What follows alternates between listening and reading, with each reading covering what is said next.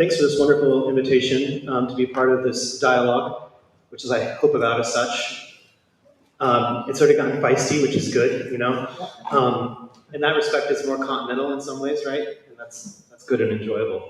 All right, so I hope that I'm actually able in this talk to give some examples of ways in which there are lacunae within Thomist anthropology, and ways in which I think phenomenology actually can constructively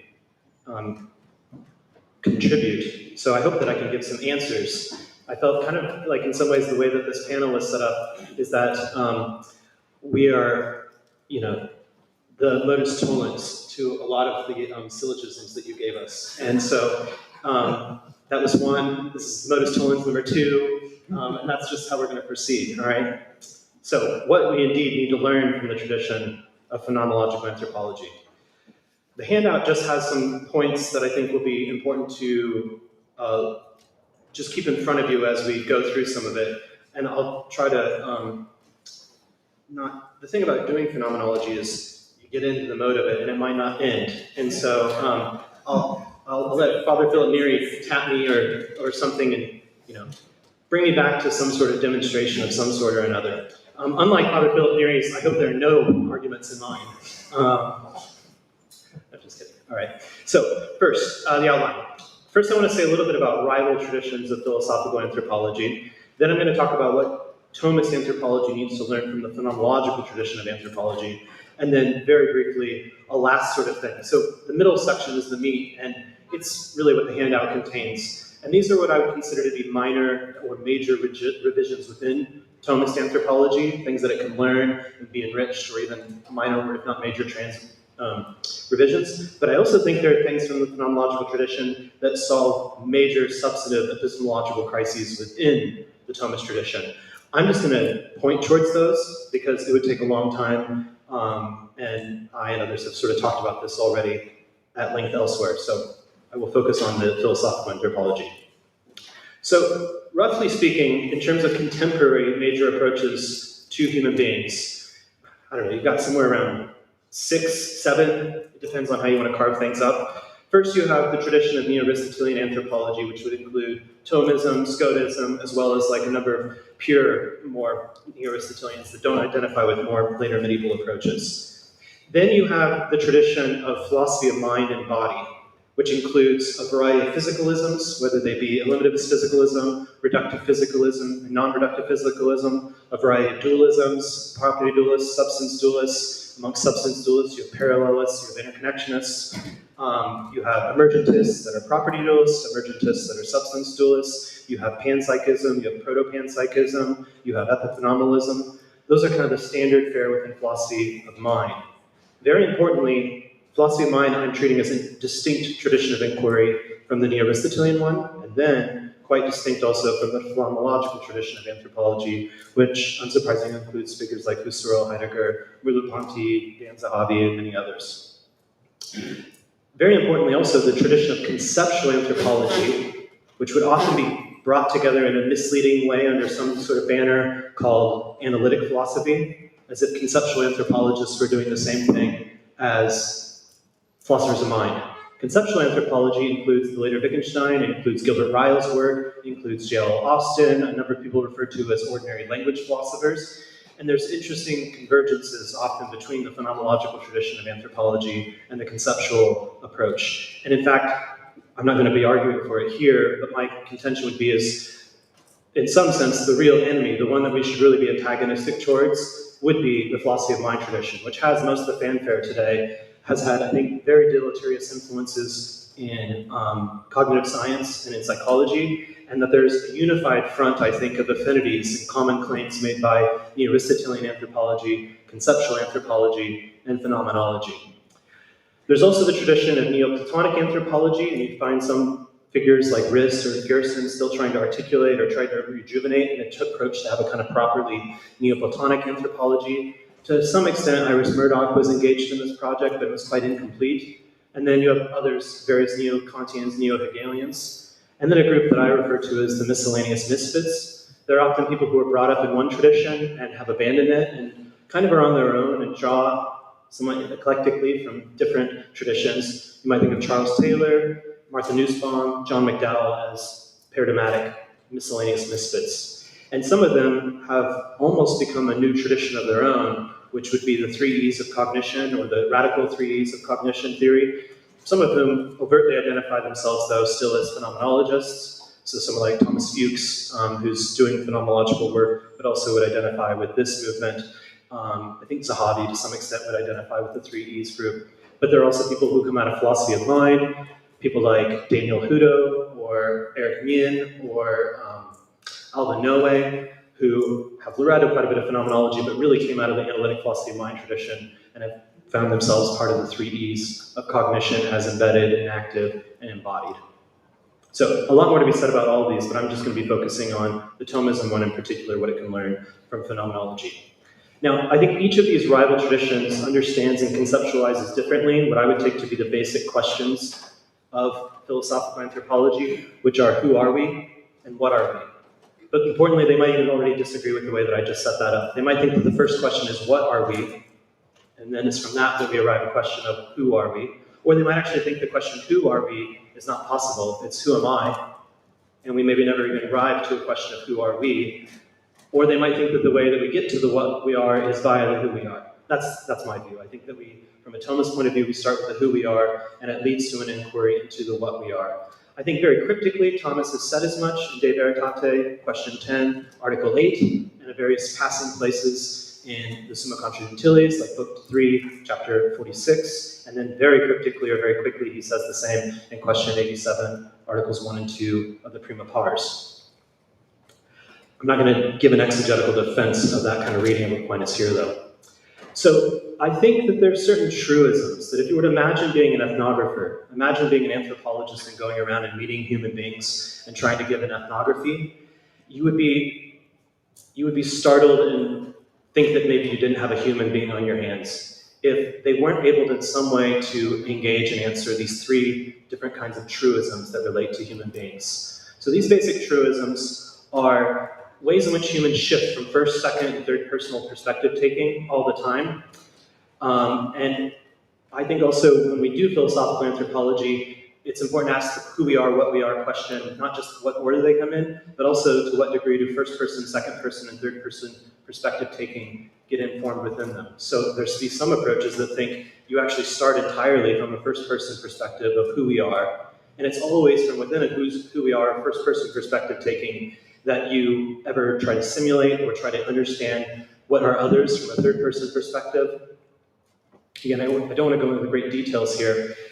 The second feature that I think is indispensable truism about humans is that humans are developmental. They're developmental in their physiology, in their psychology, in their personal, that is, intellectual and voluntary actions, in their social and their existential worlds views. And different approaches would try to interconnect these or reduce them. So like philosophy of mind is going to try to reduce all of these factors often, or just non-reductive physicalism is a little more complicated. But they're basically going to give an account where in which, for all the physicalist views, it actually just turns out it's the physiology that explains everything, or even more fundamentally, it's the microphysicalism that makes up the physiology that explains everything. So there'd be different approaches here that different anthropologies would take of how they're trying to address those issues. And then third, how do they relate all of this to practical, ethical, social, political, existential worldview, and theoretical inquiries and stances? How do they inform and address the various questions? So you can make a matrix of these and see that you get a lot of different ways in which people approach the basic questions of philosophical anthropology. So a basic challenge for traditions of philosophical anthropology of trying to navigate disagreements between them to understand to what extent they're incommensurable or not incommensurable is try to find what ways have major rival traditions of theoretical inquiry concerning who we are and what we are achieved, failed to accommodate, excluded, or rejected some of these 3 truisms of common sense. Of course, I'd have to say a lot more about my defense of why I think ethnographically, like, you would not be able to find human beings that would not have these 3 truisms that show up. And then part of the task of philosophical anthropology is illuminating them, but also trying to explain this explanandum. So just focusing very quickly on these 2 traditions. I'm not going to do a detailed deep dive, but what I would want to do is explain how I think, to some extent, phenomenological anthropology has a relative unity on these three factors, and how Thomist anthropology would have a different answer to these three factors or dimensions of humans. So I'm just going to be very, very fast here. For Thomists, in asking the question, who are we and what are we start with the quod nos. We start with who we are, and we proceed to what we are. And this is one of the texts where I think Thomas says as much. He says that we start with a kind of anest cognition of that it is, or what the kind of, or that the cognition occurs, and that's the foundation for asking, and that's very particular and proper to individuals, he says. And that leads to certain quides questions about what it is. So it's that I'm seeing, that I'm hearing, that I'm understanding is where I start.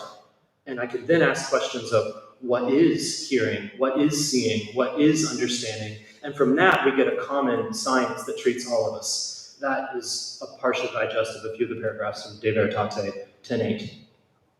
But the difficulty, and I said this earlier, is I don't think that there's a proper methodology in Aquinas of how do we navigate this shift from the quod nos to the quod se. How do we shift from who we are as something we experience to asking what we are as something that's common to us in terms of a proper kind of metaphysics or philosophical anthropology of the ontology of our capacities. So he, I think, directs us that we need to move from who we are, the quod nos, to what we are, the quod se. But there's never ever a methodological account. That's a key lacuna, I think, in Aquinas.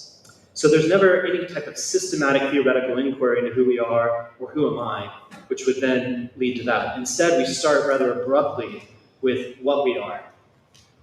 If you look at how he treats, well, even the theological treatment of human nature in the Summa Theologia, he starts the proem to question 75 in Prima Pars. This is a theology, so I'm not going to do the proper philosophical order of treating the objects, the operations, the powers of human nature. I'm going to just jump right away with human nature. So questions 75 and 76 are about the soul and its unity of the body. It's about human nature. Questions 77 through 83 are about the powers of the human being. And then you get this little bit about just intellectual operations from 84 to 89.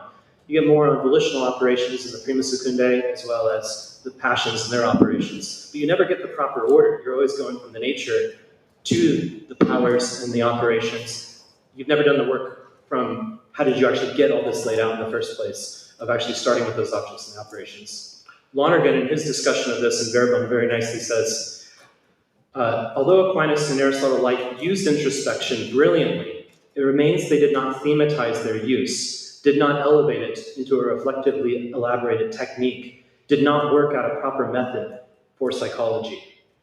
So there's clearly, they did this proper kind of reflective, critical work about their own psychological activities, but never articulated what would be a systematic way of theoretically inquiring that. They just start with the results of that experiential reflection and never actually do the work of showing us how you would do that experiential reflection. There's some other features that are part, I think, just lacunae, not necessarily fundamental obstacles, but if you look at the three questions, and I'm sorry, this is maybe cut off, it's cut off for mine a little bit. If you look back at the three questions, when Thomists, they start basically right away with the what we are. There's not a detailed account of the who we are. So it also is exclusively a what we are from a third-person perspective. There's very little on the what we are from a first-person perspective taking. So it omits first-person and second-person what we are and who we are. And it focuses mostly on just a third perspective, what we are, okay? It also omits but can accommodate developmental factors. Thomism, by basically every philosophical anthropology is guilty of this. Phenomenology might be one of the exceptions that has tried to do more work on developmental psychology, which is interesting because once you're doing phenomenology, you're no longer a child, so you're no longer phenomenologically experiencing the development. So it's a type of trying to project into the child what their experiences are like. And of course, the role of hermeneutics within phenomenology provides some usefulness for that. But Thomism, which should be totally open to the facts of development, almost says nothing about human development. You just start with a human being, they have free will, they have the passions, you already have the nervous system geared up for everything, but there's never a developmental account of how a child goes from pre-voluntary agency to proper voluntary agency, how the acquisition of intellectual capacities transforms their affective palette of the kind of emotions they can experience, how that engenders practical reasoning. So you need a developmental account in Thomism, but there isn't one. But I don't think that's an obstacle. I think that's a place for further inquiry. And what I've also put here at the bottom is that Thomism actually quite nicely and quite systematically integrates the practical, existential, and theoretical. That's one of its great insights and great enrichments, is that it has this very capacious vision of things. Way too quickly, and definitely controversially, within phenomenology, who we are, what we are, I think they do start quite well with the who we are, and there's a great deal of reflection, even the who we are from a very existential narrative point of view, that leads into a kind of phenomenological, systematic, more theoretical account of the who we are. So they have a methodology for how to navigate this shift. They have a type of systematic theoretical inquiry that leads us from who I am and what I am. But it omits or rejects an ontology of what we are. Or it's difficult to see, is phenomenology just incomplete, or does it not need an ontology of what we are? I think an internal dispute, perhaps an epistemological crisis within the tradition of phenomenology, is who I am and what I am seems to sometimes be the entire source for conceptualizing the essence of the first person plural. Although recently I think Dan Zahavi and others have tried to treat more of the social elements of phenomenology, of the we. So that might just be an internal dispute, and some take one view or another. And this might be quite controversial, that this claim that the entire source for conceptualizing the essence of the second person and the third person is always a first personal understanding of what's necessarily involved is some other. Another question is, can it accommodate developmental factors as a phenomenology? So why has phenomenology been so useful in cognitive science? And it should have, I think, a more outsized role than it has had so far, but it's, I think, shifting in that direction. As I said, I think philosophy of mind has been particularly deleterious, its influence in being operationalized in a lot of psychology and neuroscientific experiments. And I think a much richer cognitive science has been developed by paying attention to phenomenology and the conceptual anthropology of Wittgensteinians I mentioned earlier. But it's interesting, how does it accommodate development so well, given that that's not really a phenomenon that we experience anymore by the time we're engaged in phenomenology? And another open question is, to what extent can it integrate practical, ethical, political dimensions with the theoretical stances? Can you actually have a proper phenomenology of ethics? I think phenomenology has made important contributions to the meta-ethics, but I think, and this is perhaps due to the limits of my reading, but I don't see like a proper normative ethics built out of phenomenology, and it's not particularly clear that it could, that it's always going to be incomplete in that respect. That's probably a bit of a challenge rather than, or a question rather than like, it's certainly not an argument. Certainly not an argument that Father Philip Neri would recognize as one. It's not clear, propter quid, it's not even a different argument. We'll just fix it. All right, so I want to focus on this shift from the who we are to what we are, and how phenomenology, I think, is something that we need to learn. I have two slogans which could be developed, I'm sure, into a propter quid argument if I wanted to, but I don't want to. First is no psychological ontology without prior phenomenology, but I also think we can bracket the bracket for now, all right? So that might make everyone happy or no one happy, those two slogans. All right, so here are some areas where I think some revisions could happen by what Thomism needs to learn from phenomenology, and certainly what I have learned from phenomenology in my own work in philosophical anthropology. I have a long paper that's, I think, cited in the bio there, where I try to actually integrate in how phenomenology, conceptual anthropology work together with experimental psychology to enrich Thomism. But in that article, I don't go into some detail, so here I'm actually going to do a little bit of the detailed work, but watching the time, I'm not going to do too much of the detailed work. So the first is the role of consciousness of showing how consciousness and intentionality is polymorphic, it's many-formed. Second, Thomists need to completely revise what they think about fantasia. They've got a very wrong-headed view about fantasy and phantasms, and I'll get into that. And that's part of the division here for the conversion of phantasm, version 2.0. And then subject consciousness and intentional objects, which I'll say just a little bit about. What I will not say, because I'm going to bracket the bracketing. When I was here a few months ago, I talked quite a bit about the issue of how we what we observe in others and how we know others. And I think Thomists, for some reason or other, tend to have these very Cartesian views about what we observe in others. And they seem to think the only thing we observe in the outside world are like essential sensibles of just bodies in motion. That's just not what the Thomists should be holding about this sort of view. And I think phenomenologists and Wittgensteinians can be useful for that, but actually I just think if you read De Anima 2.6 really carefully, the way Aquinas does in Lecture 13, you would not think that. But I do think that most Thomists tend to read that, or tend to think about other bodies as you just observe bodies, you don't observe humans, you don't observe animals, and that's just not how Aquinas thinks about what we observe in others.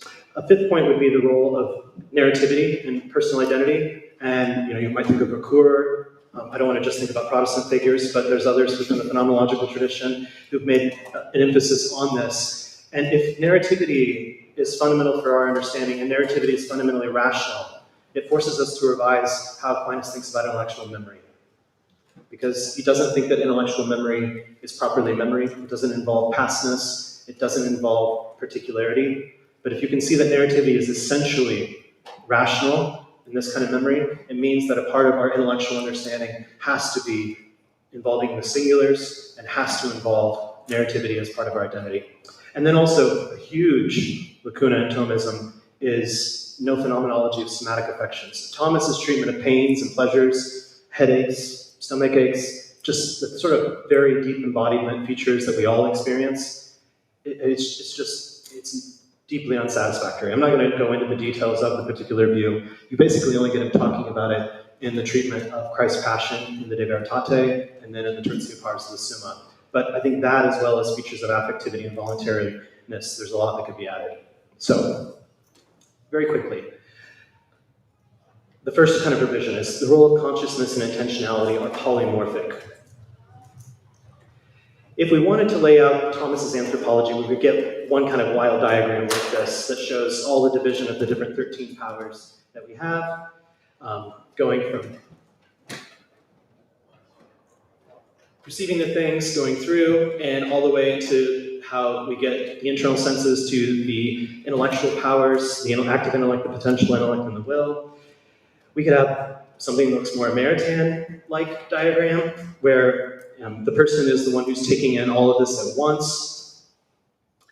The basic point I want to focus on is Thomas, I think quite rightly, adopts Aristotle's heuristic for how we know natures. This applies in chemistry, but it also applies in psychology, whether it be the psychology of humans or the psychology of animals. The way that we know something's nature is by knowing its powers. We know its powers by knowing its operations, its activities, and we know its objects by knowing its conditions for manifestation, the things that make that power activate, whether it be a passive power or an active power.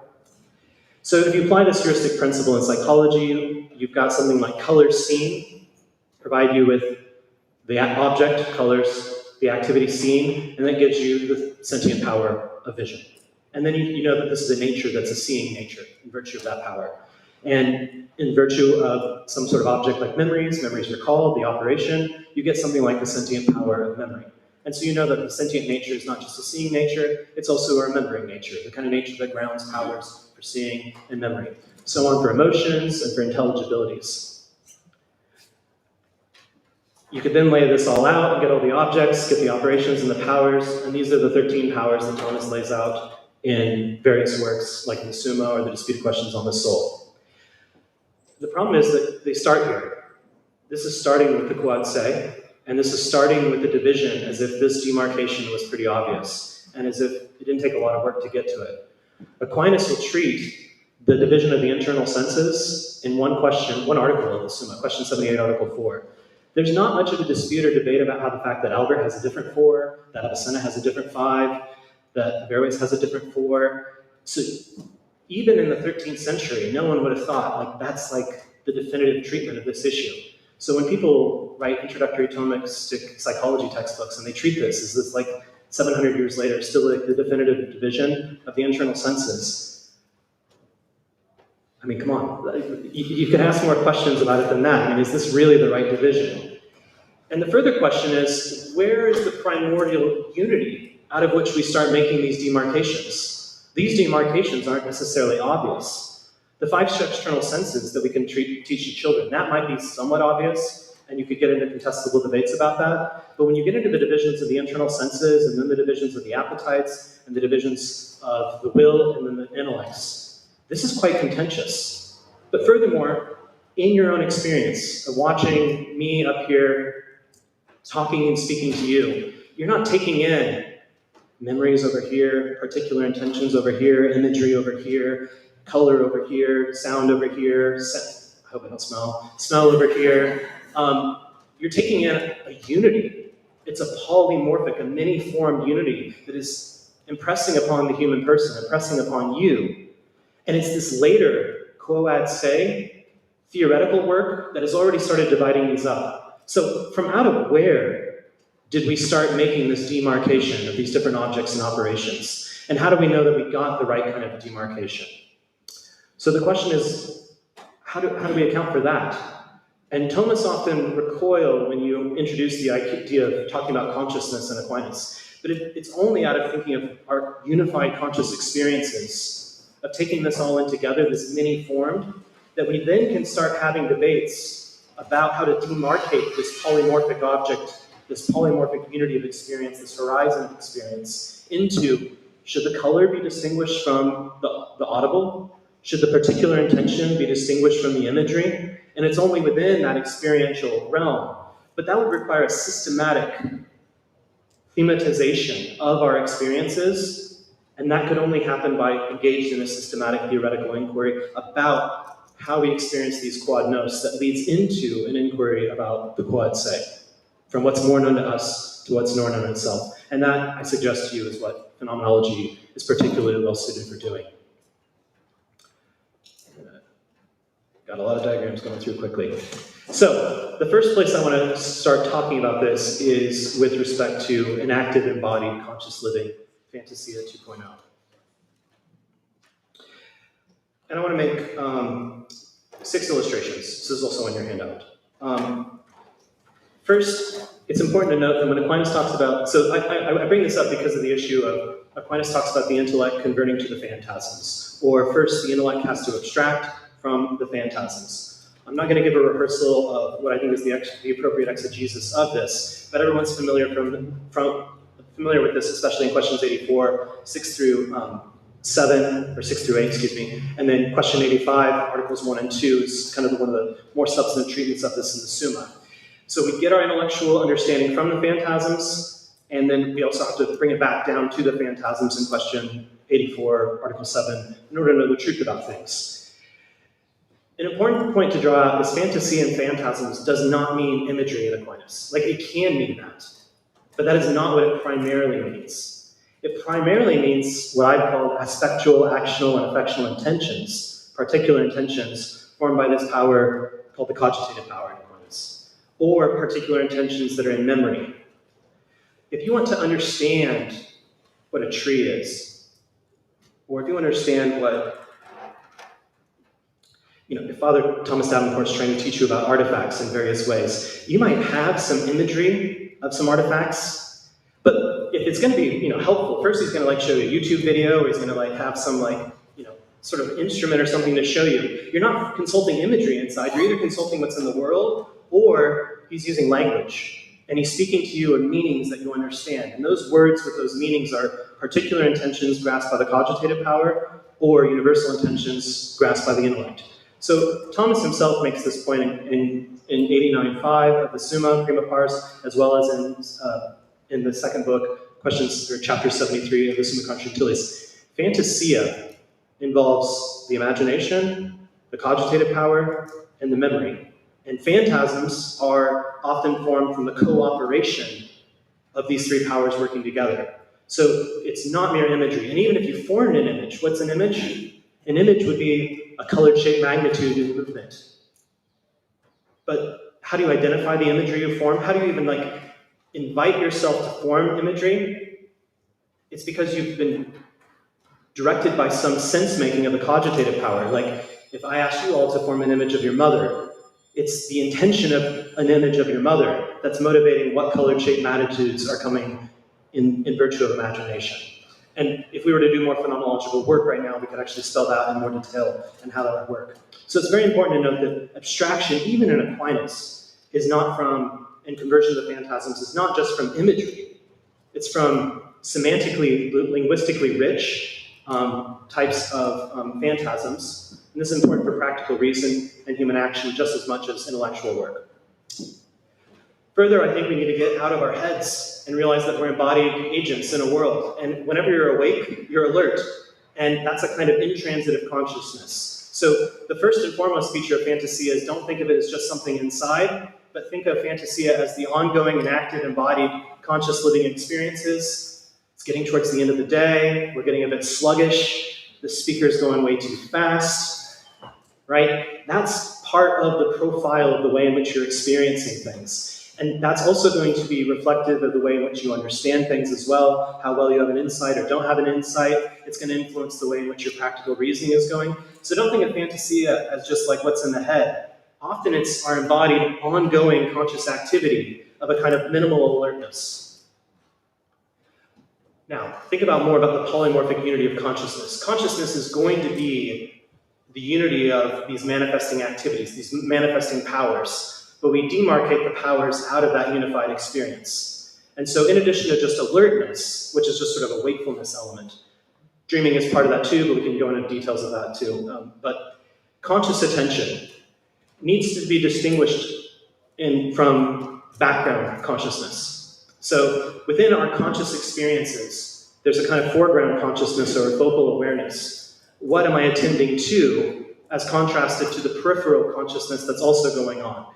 The siren that you might be trying to ignore, the itch in the bottom of your foot, the discomfort of these auditorium chairs, those might be waxing and waning between the kind of thing that's in the background that you're aware of to what you now are focally attending to it, because I mentioned it, right? So there's an oscillation that occurs within our conscious attention between what's peripheral consciousness and what's foreground consciousness. And already there, just think about the 5 external senses and the ways in which you could thematize and elaborate upon the shifts and oscillations that occur from focal attention to background awareness within vision, within audition, within tactility, within olfaction, within gustation. Also within that, the point is that this is embodied and enactive.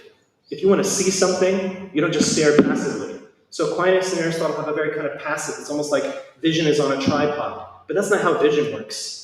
If you want to see something, you move your eyes, you move your head, you move your neck, you move your torso, and not only that, you anticipate what is not yet visible, and you can make it visible by moving around with respect to the object. You can't hear very well, so you direct your ear to someone. There's a detailed sensory motor contingencies that are built into our embodied active experience. And I think it's really key that we recognize fantasia and the conversion of phantasms should be thought of as more extroverted, but also sometimes introverted types of conscious attention within the world. Next and last on this point is thinking within the medium of words. Fantasia is almost always primarily thematized for us, especially engaged in inquiry through linguistically thinking through the medium of words, as David Brain would say. So we need not always be doing that. You can have thematized attention. So you can sit here. Some of you are attending to some objects, but yet there's always background peripheral stuff that's also feeding in. And you could just shift back and forth without speaking to yourself or speaking aloud. How does the bench feel? Now I'm focusing on the speaker. Now I'm focusing on the silence or the sounds. There's a way in which you can thematize that attention without making it linguistic. I'm, of course, asking you and inviting you now to linguistically thematize that. But also, you could narratively thematize it as well. Later on, you could tell a story about the speaker who kept doing awkward pauses, spoke really fast and didn't speaking at all. You also might have, as Drew Later or others who focus on the phenomenology of pain and the disappearance of the body, the ways the body shows up in disordered ways. You might first experience a pain. I think he describes like someone playing tennis, and suddenly they start feeling like chest pain, and they start wondering what it is. Or someone might start having various feelings of illness, and then they start focusing more on it. Then they go to the doctor. On the way to the doctor, they're looking up on their smartphone all the things they think they might have. Then their doctor gives them a diagnosis, which is either really serious or actually rather prosaic. That kind of thematization, informed by theory, also dramatically changes your embodied experience. And then there's further the kind of thematization that occurs through reflexive attention, through self-knowledge, where I'm not just sort of attending to other things in the world, but, as I'm asking you to do now, attend to the activities of yourself, or attend even to, who am I? Asking that kind of question. So this is all too brief. Any one of these episodes, we could spend hours and hours talking about elements of fantasia that could be enriched by elaborating in a more properly thematized phenomenology of them. But I think we should reconfigure, revise, if you think this is a minor or a major revision to Aquinas, the account of Fantasia as embodied, active, vital living, where we're consciously having these embodied experiences that for Aquinas are co-manifesting with our disembodied intellect and will. That Fantasia 2.0 involves this co-manifestation with agent intellect, where what the agent intellect is doing is it's this active desire to know all things, to wonder, and to direct it towards making all things actually intelligible. The co-manifestation with the possible intellect in understanding all things, but also directing us towards verification, human action, and practical reason.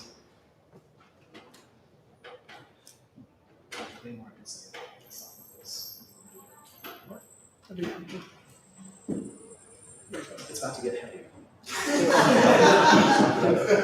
He says do it. Well, he's in charge. Do it.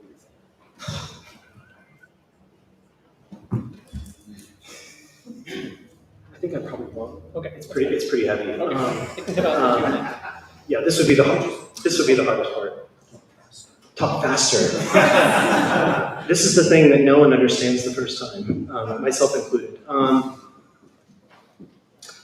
just say very briefly without getting into some of the details here.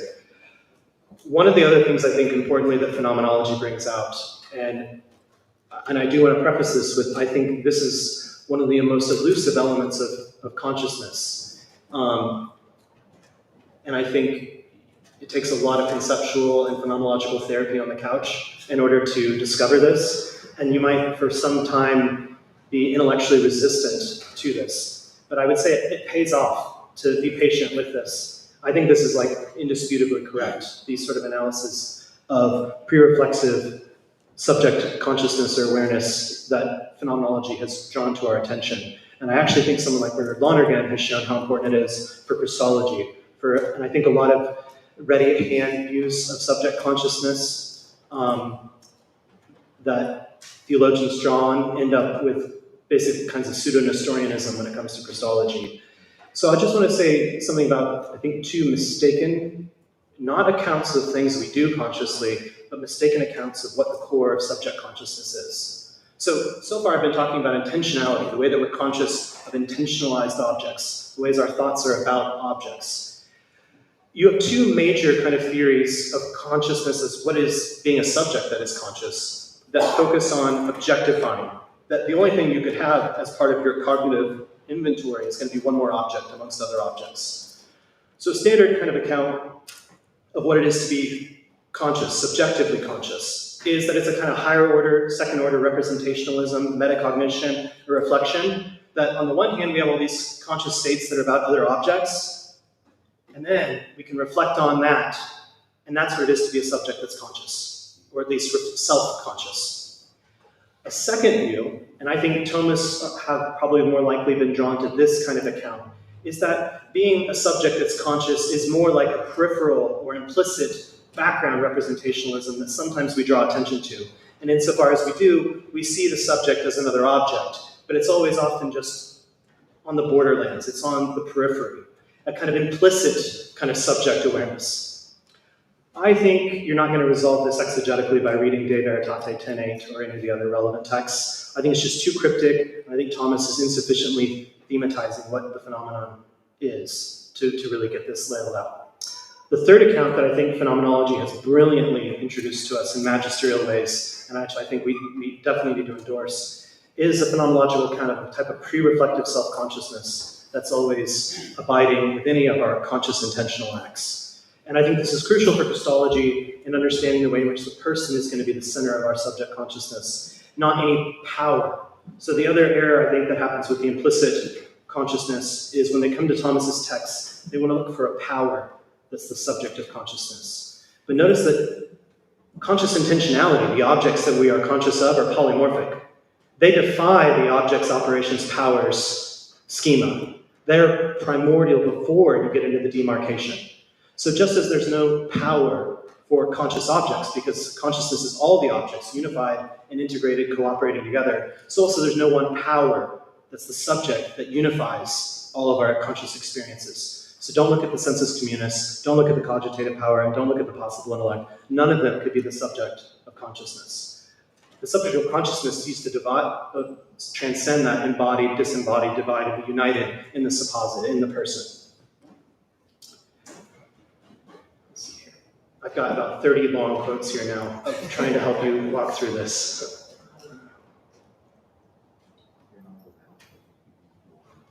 I'm not allowed to read Lonergan? We have to go like 4 blocks down the road. Some of this was written 4 blocks down the road, I think.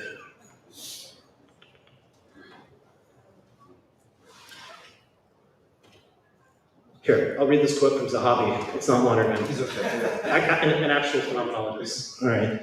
Notice, though, that it's interesting that some of this, it'd be helpful to know from others. I mean, Lonergan worked through a lot of this in reading Husserl and Heidegger in the 40s and the 50s. And, I think some of this work of Husserl really only got worked out by Merleau-Ponty and some others much, much later. So it's interesting how independently and somewhat aligned with that, Lonergan worked out a lot of this before the kind of some of the more well-known texts in the phenomenological movement. But I might be wrong about that historically. So I'll just read something from Zahavi, which I think basically corresponds to what Lonergan is saying too.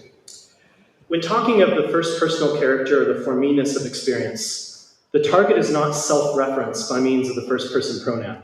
In fact, what is at issue here is not at all linguistic self-reference, nor is it a question of a thematic kind of self-knowledge, one involving an awareness of oneself as a distinct individual different from other individuals. When referring to the self-personal character of phenomenal consciousness, to pre-reflective self-consciousness, experiential selfhood, for me-ness, I'm referring to the self-presentational character of experience and the entailed experiential perspectiveness. I'm claiming that we have a distinctively different acquaintance with our own experiential life than with the experiential life of others and vice versa, and that this difference obtains not when we introspect or reflect, but already having the very experience. So in the seeing of an object, in the hearing of an object, in the understanding of an object, there's a subject that is the one who is experiencing, that is seeing, that is understanding. And that subject is not one more object standing aside those objects, it's a subject experiencing those objects. And the subject is only experiencing these objects because the objects have actualized and made these psychological capacities come about. But the subject is only ever taken as an object when you're doing the type of reflective cognition that the meta theory thinks is entirely what subject consciousness is. So they've entirely missed that out. So the problem is, as Zahavi says here, is the question, though, is whether we have the choice only between the 2 following options. And this is where the objection often comes and where resistance comes. That either our mental states, our psychology is only given as objects, or else they're non-conscious. And what phenomenology has brought out is that this is a false dichotomy. That we are subjectively aware, we are conscious without our subjective experience being itself one more object. It's the objects that makes our subject presence present to us, but it's a different kind of presence within the objects. And it's a false dichotomy to say it's either non-conscious or another object. I call that the snow globe model of self-consciousness. I'm watching some world and, hey, there's another dude in there. Hey, that's me. Yeah, that's not over. Yeah. So I think you could either give the snow globe model either as the meta-representational view or just one more kind of implicit peripheral object. Yeah. So if this is the first time this has been introduced to you, it would take, like I said, a lot of conceptual phenomenological therapy. I was very resistant. I was a dichotomizer for a long time. I was rescued by a Lonerganian. Hope that doesn't disappoint you too much. I can write straight to you. All right. So there's way more to be said about this, but I hope that I've just tried to point out some very important tools in ways in which I think actually phenomenology can seriously enrich and offer minor, if not major, revisions to elements of Thomist anthropology. Just as a kind of summary of things, I have this on the handout as well. There's going to be this distinction between the intentional presence of the object to the subject and the subject's presence as the subject to himself. And you need to understand these as inextricable. There's not just object presence or subject presence. In order for there to be object presence, it's because there's subject presence, but you also wouldn't be subjectively present as a subject if there weren't objects that were being intentionalized and present to you. So intentionality here, I mean kind of aboutness, directness to object presence of intentionalizing objects. And also I distinguish attention. There's a difference between attention, which is focal or foregrounded, from that which is not a part of attention, which is peripheral or which is background within consciousness. And these can be tacit or they can be thematized by attending, and you might even thematize it prior to thematizing it conceptually or prior to linguistically thematizing it. There's a different kind of thematization or made a presence or attended to by making it linguistically articulate. And importantly, don't think of introspection here as a kind of inner perception. It's rather a kind of reflective thinking about one's psychological operations. And self-cognition needs to be distinguished between this subject presence. Self-cognition is a type of reflexive, intentional presence of the subject to oneself as an intentional object. That's something that the meta or representational view is trying to make the whole story. But by doing that, it overlooks the way the subject is present as subject. And by subject presence, I mean of the conscious subject to oneself. So subject conscious is not of the subject as another intentional object. That's that self-cognition or self-knowledge.